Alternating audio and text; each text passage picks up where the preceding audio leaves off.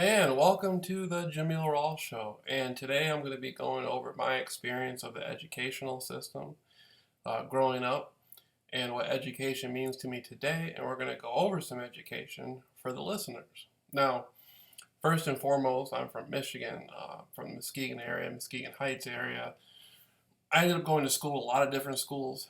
One of the things I quickly took notice to is how much the students don't want to be inside the classrooms.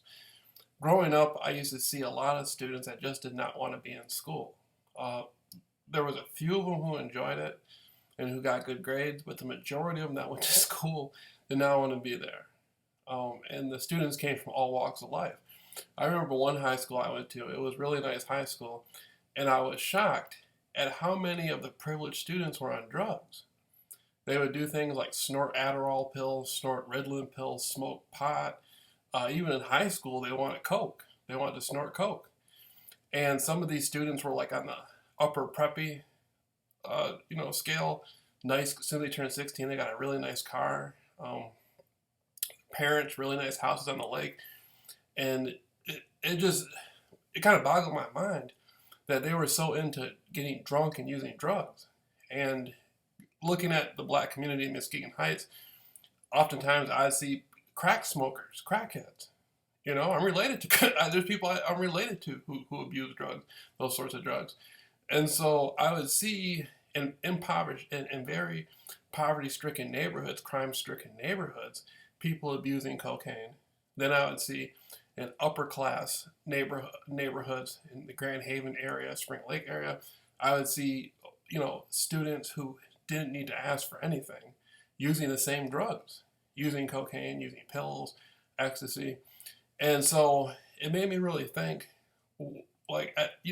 years later, I really thought about it. But even at the time, I used to think, why is it like this? And I realized that there's really no spiritual presence in an educational system. A lot of the emphasis is placed on material objects and material gain.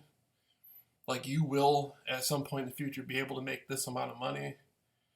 Or, right now it's important that you do this and you do that. And so the students they wanted to use drugs as a way to escape. And it was amazing how many younger women had premarital sex.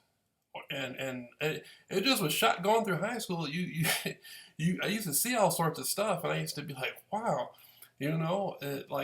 At this age, people are doing this. At this age, 15, 16, people are using hard drugs.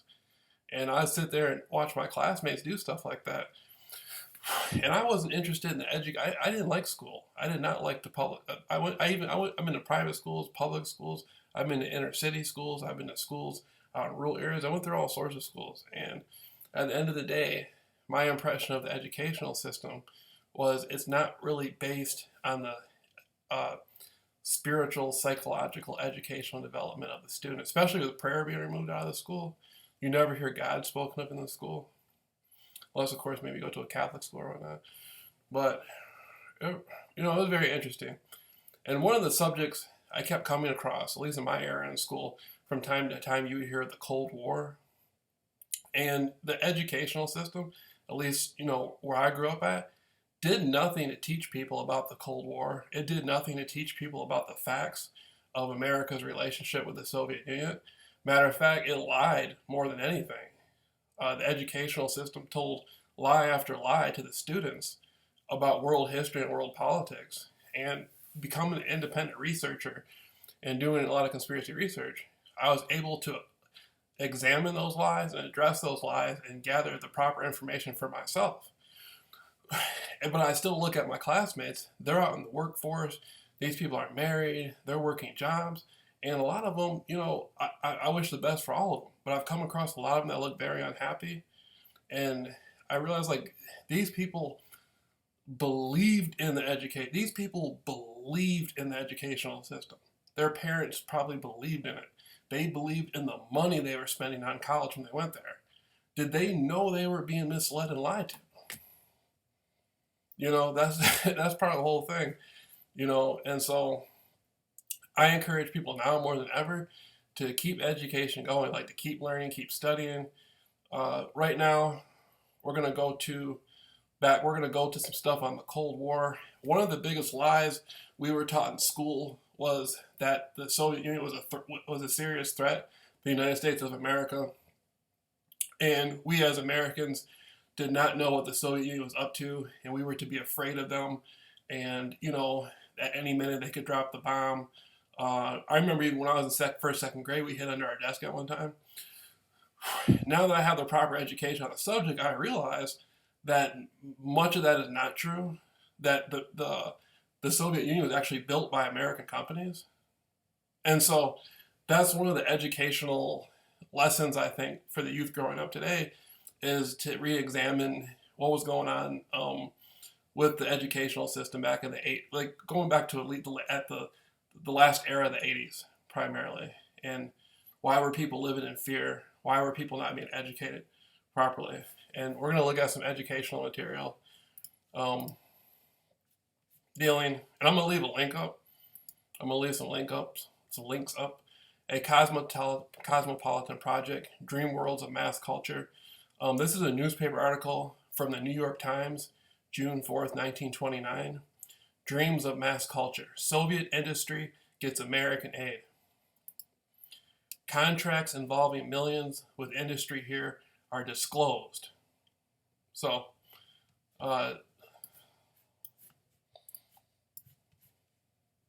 right here in the newspaper article, which I'm going to leave a link up so everybody can look at it, it says Soviet industry gets American aid. Contracts involving millions with industry here are disclosed. Ford cooperation lauded. Details of Soviet contracts with more than 15 American concerns involving millions of dollars were made public yesterday in a joint statement issued by Valery I. Meshlak, Vice Chairman of the Supreme Economic Council of the Soviet Union, and Saul G. Braun, Chairman of the Board of Amtorg Trading Corporation, 261 Fifth Avenue. Among the outstanding of these contracts is the one with Ford Motor Company signed at Dearborn, Michigan last Friday, at which time it was announced that this agreement calls for the purchase of 30 million worth of Ford cars and parts by the Russian interest within the next 4 years. So I'm going to stop there for a second. You have a well-known American company, Ford Motor Company, and a contract of $30 million back in 1929. What the equivalent of that today would be. Whew. The other contracts call for designing of plants, okay, technical assistance, and exchange of patents. The statement issued yesterday at the office of Amtorg Trading Corporation, which was one of the parties to Ford Motor Company contract, said that it is significant that American engineering skill is being utilized on many of the principal Soviet industrial projects now underway.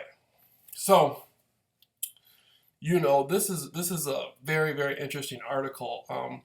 Basically, the Soviet Union did not have the resources or the technical skills to build themselves up to be the equivalent of the United States, or to be actually in a opposition to the United States. They didn't have that. They were built up by the United States companies. And that's the funny thing, is no one ever, in school, you never had the proper education on this subject. This is very fascinating. And I remember Samantha Smith was a little girl. She wrote Yuri Andropov a letter at one point, and she was afraid of a nuclear arms war between the United States and the Soviet Union. And Yuri Andropov told her, like, hey, we were America's friends at one time. We helped America defeat the Nazis. She actually got to go meet. She went to the Soviet Union. I don't think she met Yuri Andropov, but she did go there. The Soviet Union welcomed her with open arms, and she, which was very nice. They invited her to the country, and she spent time there. And she came back. Her family went with her too, and she came back. She was considered an ambassador of peace at one time. Unfortunately, Samantha Smith supposedly died in a plane crash, which was very unfortunate. She was a very nice-looking young girl. I think that hurt a lot of people to see that. But, I don't know, get on with the article. Um, Soviet industry gets American. So that's the first article right there. And in Detroit, you had Albert Kahn and Associates, who built up Moscow, who built up the power plants in Russia. Matter of fact, I'm going to stop on this article and just go to Albert Kahn Associates on the Wikipedia page. And these are Detroit companies. Like Michigan built the Soviet Union. You know? Ain't that something? The firm started by Albert Kahn built factories for Chrysler. Okay, the firm started by Albert Kahn built factories for Chrysler for over a decade, Ford Automobile for 30 years, and Packard Automobile for 35 years. Other important clients of the firm were Republic Steel and General Motors. The firm was awarded $40 million contract to build a tractor factory in Russia in 1928. The firm's output was over $1 million worth of work per week by 1929. By 1939, the firm designed 19% of all industrial buildings in the United States and had designed some 80 million of buildings worldwide. And they do have some very, very luxurious buildings. Albert Kahn building, front entrance. This is right in Detroit. Like, you had real communists in Detroit building buildings, and they built up the Soviet Union.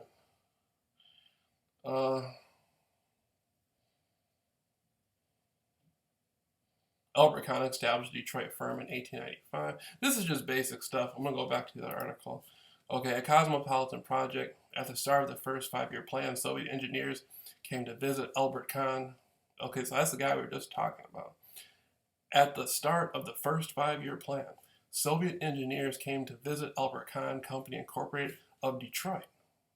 The famous industrial architects who had built Henry Ford's River Rouge plant, as well as factories of General Motors, Packard, Oldsmobile, Chrysler, and DeSoto.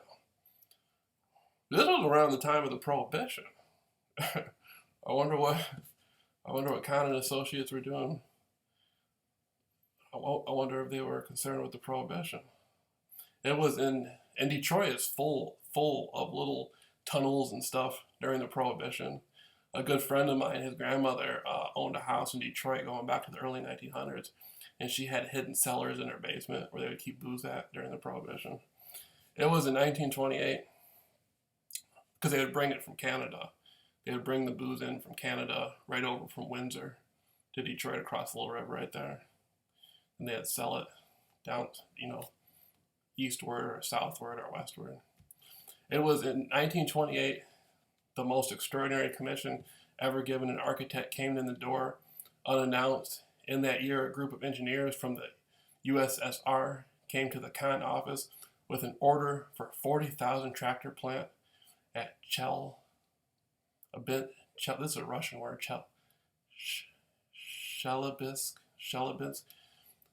and an outline of a program for an additional $2 billion worth of buildings. $2 billion in 1928? Get out of here. About a dozen of these factories that's like 200 trillion. $2 billion in 1928 is like 20,000 trillion or something. About a dozen of these factories were done in Detroit. The rest were handled in a special office with 1,500 draftsmen in Moscow. So, hold up a minute. So, a bunch of agents from the Soviet Union came to the United States of America in Detroit and did a business deal to build up the Soviet Union with billions of dollars. I never read that in any history book when growing up in Michigan.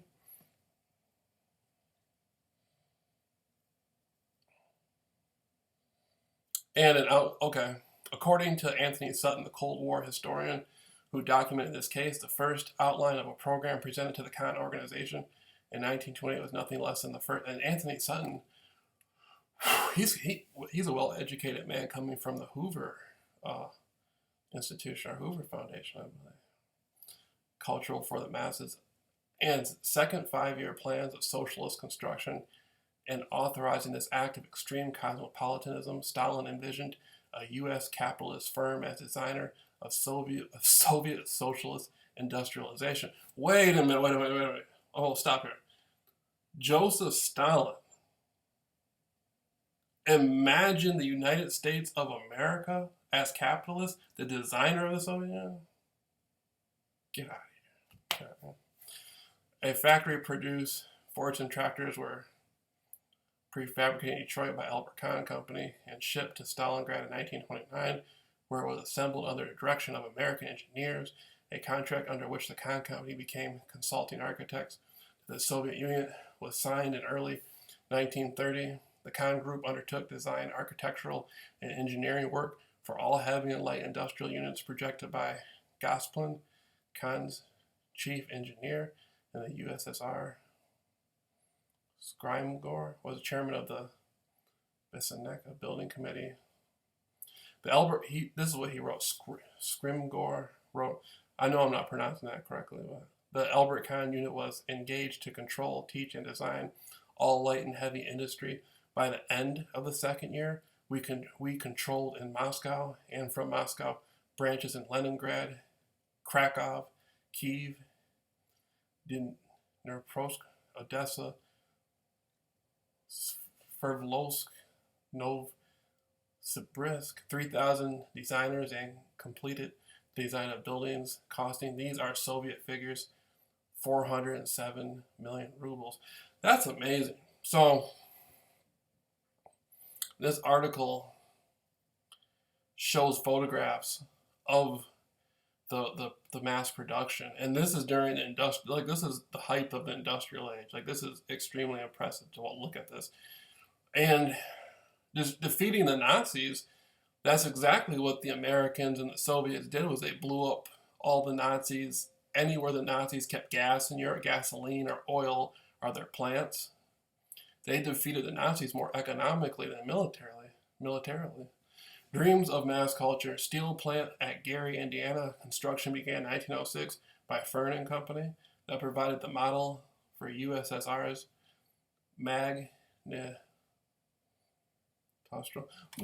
a minute. This reminds me of Coca-Cola City.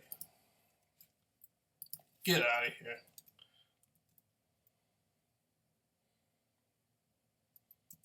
This reminds me of Coca-Cola City. For those of you who don't know Coca-Cola City, I think it's Coca-Cola City.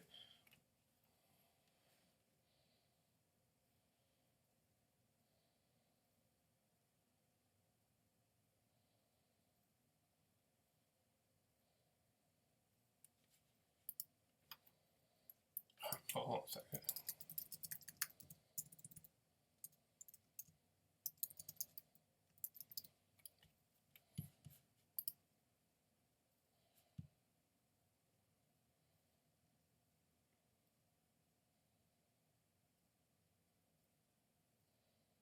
There was a city in Russia that looked just like that, was built in the model of an American town. And I believe it was called Coca-Cola City. Main Street. It's not so very different from thousands like it all over the United States. Yeah, this is a special training facility complete with duplicates of building, streets, and businesses used to train Soviet agents in Western culture before sending them to the United States. I believe it's called Coca-Cola City. Anyway, I'm going to finish with the reading. Okay, so this reminded me of Coca-Cola City for some reason, because they're saying they have a plant in Gary, Indiana, and it is like the protege for the plant that they're going to create in the Soviet Union. Know-how for almost no outlay. The Austin Company of Cleveland designed not only the plant at Nizhny Novgorod, but the worker city that surrounded it, complete with community housing, nursery, public bath, palace, and culture and crematorium. See, this is real education right here. No wonder why all the kids were on drugs in high school.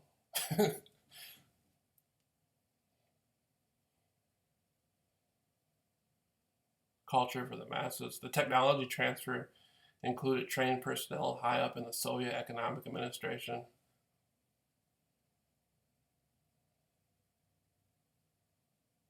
Just go. I want to find an interesting article in here.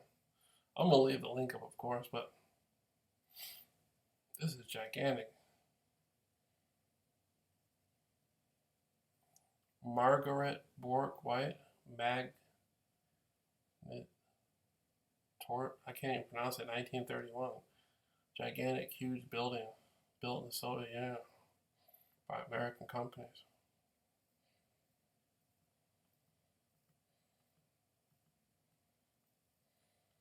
So I'm gonna leave this up as a link. Then Albert Kahn and Associates. Albert Kahn and Associates is in the same article. The even shows you the organ. My God, the internet shows you everything. People don't understand how lucky they are to have the internet. 20 years ago, 30 years ago, 40 years ago, you never would have been able to find. You wouldn't even find this 20 years ago. Most people wouldn't have. 20 years ago, you would have had to go to these companies and pay money and spend a lot of money and time and a lot of hard research to figure this stuff out. Now you can just, it's right at your fingertips. They got the whole layout of Albert Kahn and Associates on the internet. Chief Administrator, Assistant Administrator, Secretaries, Technical Division. You can learn a lot reading this stuff.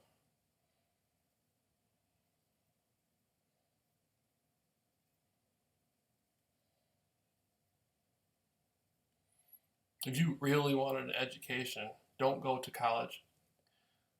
Print this stuff out and study it and read it and keep cross-referencing it. The firm's largest design job in Detroit was to design Children's Hospital in Michigan. His next major project came in 1898 from James E. Scripps to design an elaborate library with an art gallery. The Scripps, see, this is crazy. All in Michigan, too.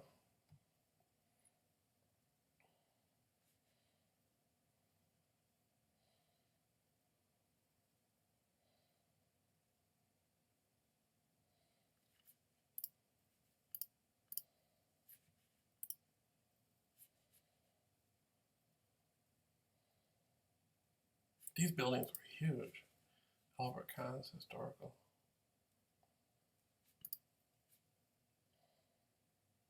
That is so interesting. All those years people like hated the Soviet Union and talked so bad about the Soviet Union, and all those American companies who built the Soviet Union.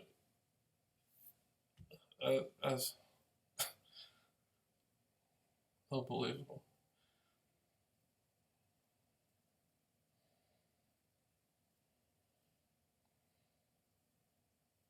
My interpretation is they were selling the public. They were selling the public fear. That's my interpretation.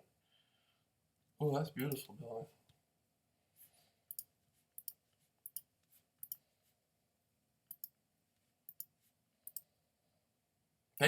He did a good job. Albert Kahn had skills.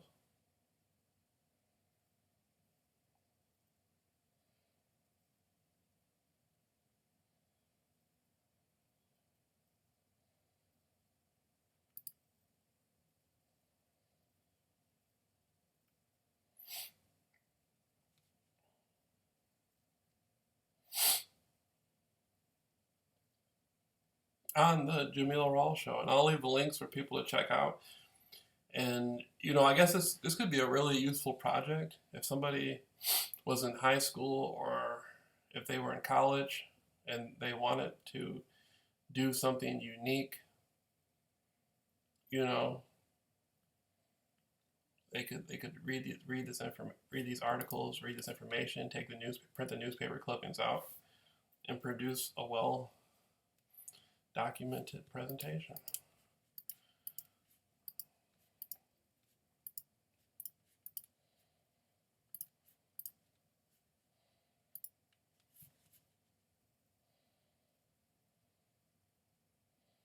This is good stuff.